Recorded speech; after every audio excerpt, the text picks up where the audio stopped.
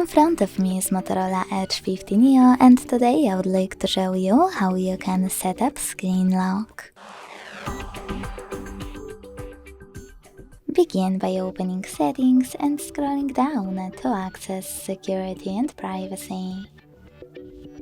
Then you need to tap on Device Unlock, select Screen Lock and tap on one of those login methods to apply a perfect one for you.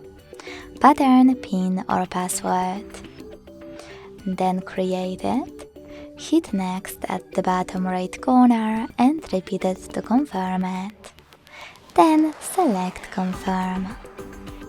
Now it's time to answer this question about lock screen notifications by tapping on one of the available options and click on Done. So when I switch off my screen and turn it back on, as you can see, pattern is required.